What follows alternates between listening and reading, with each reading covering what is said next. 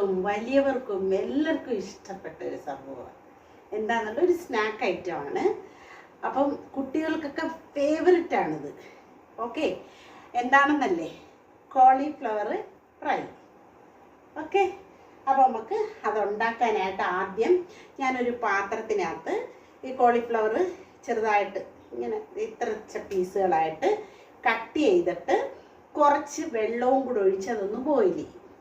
അത്രയൊന്ന് പണി നമുക്ക് ചെയ്യാം. ഇതെങ്ങനെ കട്ട് ചെയ്യുമെന്ന് ഞാൻ ഇത്രയും പീസസ് ആയിട്ട് കേട്ടോ കട്ട് ചെയ്തെടുക്കണം. കട്ട് അല്ലെങ്കിൽ ഇതാ ഇങ്ങനെ ആക്കിയിട്ടാലും മതി. അങ്ങനെ ഇട്ട് ഒരു അല്പം മഞ്ഞളും പിന്നെ നമുക്ക് ലേശം ഉപ്പും കൂടി ഇട്ട് ആക്കാം. ഇതെന്തിനാണെന്ന് വെച്ചാൽ ഇതിനകത്ത് നമ്മൾ ഫ്രൈ ചെയ്തെടുക്കുമ്പോൾ അതിനകത്തൊന്നും അരപ്പൊന്നും പിടിക്കത്തില്ല. അല്ലെങ്കിൽ മനസ്സിലാകുന്ന പച്ചയ്ക്ക് തിന്നുന്ന കണക്ക് ഇരിക്കും. അപ്പോൾ അത് അവോയ്ഡ് ചെയ്യാൻ വേണ്ടിയിട്ടാണ് ഈ മഞ്ഞൾപ്പൊടിയും വേണമെങ്കിൽ അല്പം കുരുമുളക് ഇടാം, നല്ലതാണ് കേട്ടോ. അപ്പോൾ അത് നമുക്ക് ആദ്യം ഒന്ന് ചെയ്യാം. കണ്ട കുറച്ചങ്ങ് കട്ട് ചെയ്ത് കളയാം. ഇതിൻ്റെ തണ്ടോട് കൂടി ഇരിക്കുന്നത് നല്ലതാണ്.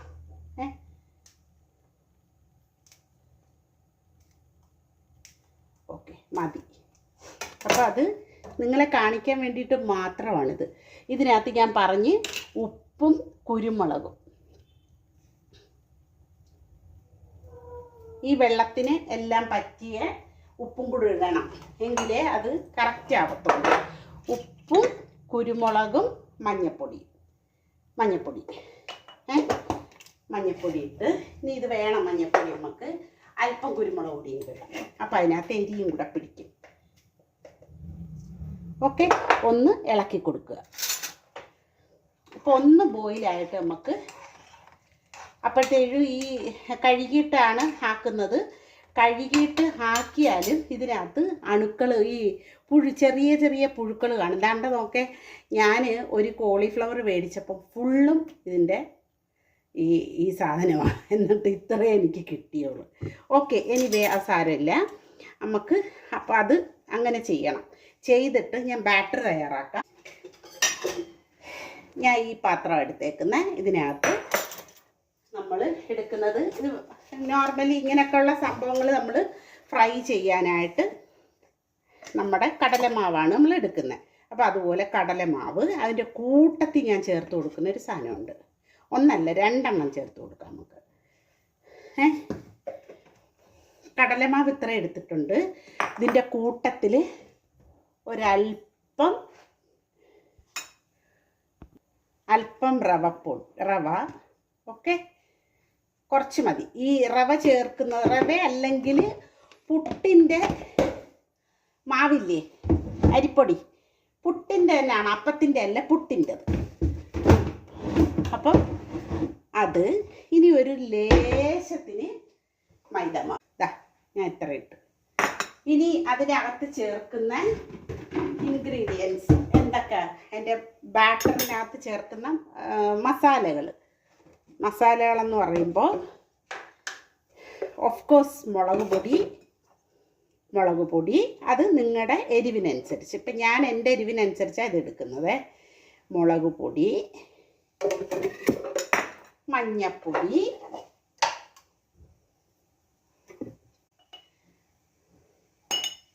നമ്മുടെ ഗരം മസാല കേട്ടോ, ഒരു നുള്ള്, അതൊരു പിഞ്ച്.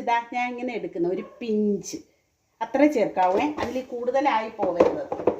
എന്നിട്ട് ചേർക്കുന്നതെന്ന് വെച്ചാൽ നമ്മുടെ കായപ്പൊടി. കായപ്പൊടി ഇത്ര ഐറ്റംസാണ് ചേർക്കുന്നത്. ഉപ്പ് മസ്റ്റാണ്. ഉപ്പില്ലാതെ ചെയ്ത് കഴിഞ്ഞാൽ ഒരു ടേസ്റ്റും കാണത്തില്ല. ഓക്കെ, ആൾറെഡി ഉപ്പിട്ടാണ് നമ്മളിത് ചെയ്യുന്നത്. ഇത് വേവിക്കുന്നത് ഉപ്പിട്ടാണ്. അപ്പം അതിനകത്ത് ഇതെല്ലാം ചേർന്നിട്ടുണ്ട്. അപ്പം നമുക്ക് ഇതിനകത്ത് ഉപ്പും കൂടി ഇട്ട് കൊടുക്കാം. ഈ ബാറ്ററിനകത്ത് അപ്പം ആവശ്യത്തിനുള്ള നിങ്ങൾ ഉപയോഗിക്കുന്ന എത്ര ഉപ്പാണോ നിങ്ങൾ ഉപയോഗിക്കുന്നത് അത്. അപ്പം ഞാൻ ചേർത്തേക്കുന്ന ഇൻഗ്രീഡിയൻസ് എന്തൊക്കെയാണെന്ന് മനസ്സിലായല്ലേ? മുളക് പൊടി, മഞ്ഞൾപ്പൊടി, ഗരം മസാല ഒരു പിഞ്ച്, പിന്നെ നമ്മുടെ ഉപ്പ്, ഓക്കെ, പിന്നെ കായപ്പൊടി. ഈ ബാറ്റർ തയ്യാറാക്കാൻ വേണ്ടിയിട്ടുള്ള കടലമാവും അല്പ റവയും ഒരു ഇച്ചിരി നമ്മുടെ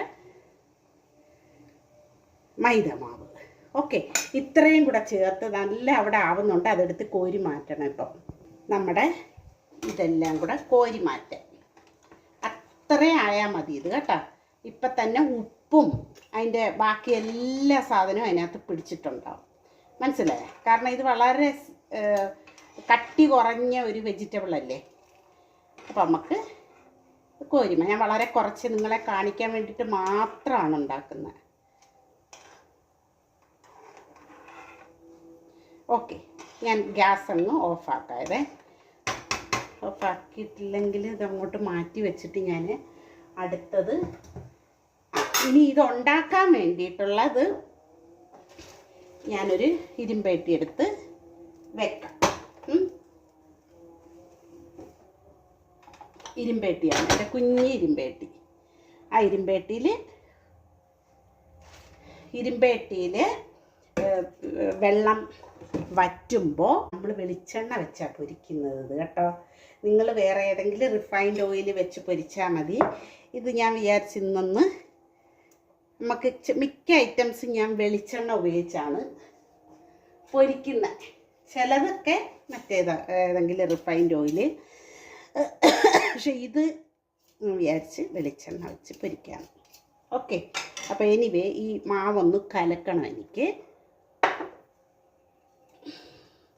ബാറ്ററി ഒന്ന് ഉടച്ചെടുക്കണം. അപ്പം അതിൻ്റെ ഇടയ്ക്ക് നമുക്ക് വെളിച്ചെണ്ണ ഒഴിച്ചു കൊടുക്കാം. ഇത് അവിടെ വെച്ചിട്ട് നമുക്ക് ആക്കാൻ പറ്റത്തില്ല. കുടുവം പാത്രമാണെങ്കിലേ ഇരിക്കത്തുള്ളൂ, അല്ലെങ്കിൽ കുറച്ച് മതിയേ വെളിച്ചെണ്ണ. നമുക്ക് ഇതൊന്ന് ഞാനൊന്ന് ഉടച്ചെടുക്കട്ടെ. അപ്പം നമുക്കത് ഉണ്ടാക്കി നോക്കാം. എൻ്റെ കൈ ഒന്ന് തുടക്കട്ടെ, അല്ലെങ്കിലേ ഇതിനകത്ത് നല്ല സൂപ്പറായിരിക്കും ഇങ്ങനെ ഉണ്ടാക്കിയ കേട്ടോ. അടിപൊളിയായിരിക്കും. നിങ്ങളിങ്ങനെ ഉണ്ടാക്കി നോക്കുക കേട്ടോ. അതായത് ഈ ബാറ്റർ ആദ്യം ഇതിനെ ഒന്ന് ചെറുതായിട്ട് വേവിക്കണം. വേവിച്ചാൽ സൂപ്പറായിരിക്കും കേട്ടോ. അപ്പം അതേ രീതിയിൽ നിങ്ങളും കൂടെ ട്രൈ ചെയ്യുക. ഇപ്പം ഞാൻ തിരിച്ചിടുവതേ ഇല്ലേ, കൈ തുടച്ചില്ലെങ്കിൽ ഉണ്ടല്ലോ ഈ എണ്ണ പൊട്ടിത്തെറിക്കും. അപ്പം നമുക്ക് ഇരട്ടിപ്പണിയാവും. പിന്നെ ഇതിനെ തിരിച്ചിട്ട് കൊടുക്കുക. പെട്ടെന്നങ്ങ് വേവ്, കാരണം ഇത് നമ്മൾ വേവിച്ചേക്കുന്നതാണ്, ഓൾറെഡി വേവിച്ചേക്കുന്നതാണ്. അപ്പോൾ ഇത് ഇനി സൂപ്പറായിട്ട് നമുക്ക് തിന്നാൻ പറ്റും. കാരണം അതിനകത്ത് എരിയൊക്കെ പിടിച്ചിട്ടുണ്ടാവും. സാധാരണ ചിലരുണ്ടാക്കുന്നതെന്ന് വെച്ചാൽ ഡയറക്റ്റ് അങ്ങ് ഉണ്ടാക്കുകയോ ചെയ്യുന്നത്. ഇതാകുമ്പോൾ ഇതിങ്ങനെ ചെയ്യുന്നത് മുഖേന അതിനകത്ത് ഉപ്പ് പിടിക്കും, എരി പിടിക്കും, എല്ലാം പിടിക്കും. അപ്പം നിങ്ങൾ ഇതേ കണക്കൊന്ന് ട്രൈ ചെയ്യുക. ഫീഡ്ബാക്ക് അറിയിക്കാൻ മറക്കരുത്. കണ്ടിട്ട് ഇഷ്ടപ്പെട്ടെങ്കിൽ കമൻറ്റും ചെയ്യണം. അപ്പം ഞാൻ കുറച്ച് ഉണ്ടാക്കട്ടെ, നിങ്ങൾക്ക് കാണിച്ചു തരാം. ഉണ്ടാക്കിയിട്ട് എൻ്റെ അടുത്ത് പലരും ചോദിച്ചിട്ടുണ്ട് ഞാൻ ഉണ്ടാക്കുന്ന സാധനങ്ങളൊന്നും പ്ലേറ്റ് ചെയ്ത് കാണിക്കാത്ത എന്താണെന്ന്. കാരണം അത് പ്ലേറ്റ് ചെയ്ത് കാണിക്കാൻ നമ്മൾ ഉണ്ടാക്കിയിട്ട് അതങ്ങ് എടുത്തുകൊണ്ട് നമ്മുടെ ചോറ് പാത്രത്തിൽ ചോറും കറിയൊക്കെ എടുക്കുന്ന പാത്രത്തിൽ എടുത്തുകൊണ്ടങ്ങ് പോവുക ചെയ്യുന്നത്. അപ്പോൾ അതുകൊണ്ടാണ് ഞാൻ പ്ലേറ്റ് ചെയ്യാത്തത്. ഓക്കെ, അപ്പം നിങ്ങൾക്ക് കണ്ടാൽ മതിയല്ലോ. പ്ലേറ്റ് ചെയ്ത് കാണിക്കുമ്പോൾ അതിൻ്റേതായ എല്ലാവർക്കും കാണാനും ഇഷ്ടമായിരിക്കും. അതെനിക്ക് മനസ്സിലായി. അപ്പം ഞാൻ ഒക്കുന്ന ദിവസങ്ങളിലൊക്കെ പ്ലേറ്റ് ചെയ്യാം. ഇതിപ്പം ഞാൻ പ്ലേറ്റ് ചെയ്ത് കാണിക്കാം. അപ്പം ഇതിൻ്റെ കൂട്ടത്തിൽ ടൊമാറ്റോ കെച്ചപ്പോ അല്ലെങ്കിൽ നമ്മുടെ ചില്ലിയുടെ എന്തെങ്കിലും കെച്ചപ്പോ എന്തെങ്കിലും ചേർത്ത് കഴിച്ചാൽ അടിപൊളിയായിരിക്കും. ഓക്കെ, അപ്പം തീ കൂട്ടി വെച്ചിട്ട് വേണം ഇട്ട് കൊടുക്കേണ്ടുന്നത്.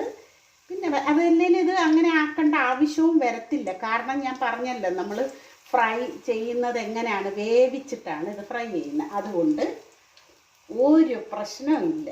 നല്ല ചൂടത്തിട്ട് നമുക്കങ്ങ് പൊരിച്ചെടുക്കാം. ഓക്കെ, അടിപൊളി ടേസ്റ്റിൽ നമുക്ക് തിന്നാൻ പറ്റും. ചിലർക്ക് കോളിഫ്ലവറിൻ്റെ കോളിഫ്ലവറിനും ക്യാബേജിനും ഒക്കെ വേറെ ഒരു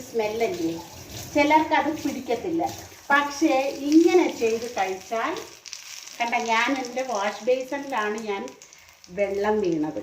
പക്ഷെ ഇവിടം വരെ അത് എഫക്റ്റ് ചെയ്യും. അതുകൊണ്ടാണ് കൈയൊക്കെ നനവുണ്ടെങ്കിൽ എല്ലാവരും സൂക്ഷിച്ചിട്ട് ഇടുക. ഓക്കെ, നല്ല സൂപ്പർ സാധനമാണിത്.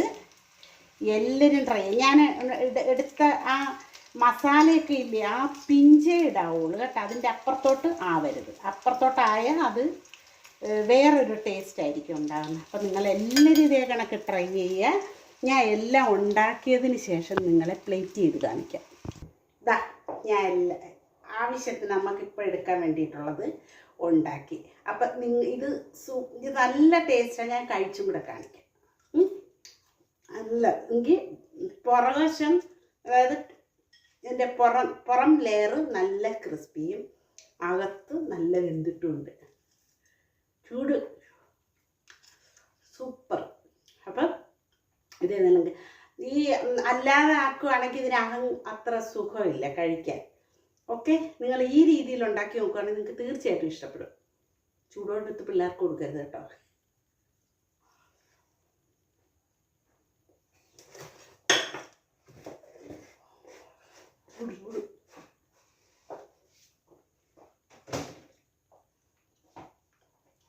എല്ലാവരും കണ്ടിട്ട് ഫീഡ്ബാക്ക് അറിയിക്കുക. പിഞ്ച് മാത്രമേ ഗരം മസാല ഇടാവുള്ളൂ കേട്ടോ. അപ്പം വീഡിയോ കൊണ്ട് സപ്പോർട്ട് ചെയ്യുക, ഷെയർ ചെയ്യുക, ബെല്ലൈക്കൺ അമർത്തുക, കമൻറ്റ് ചെയ്യാൻ മറക്കരുത്, ലൈക്ക് ചെയ്യാൻ. ഓക്കെ, അപ്പം നമുക്ക് അടുത്തൊരു വീഡിയോ ആയിട്ട് ഉടനെ കാണാം.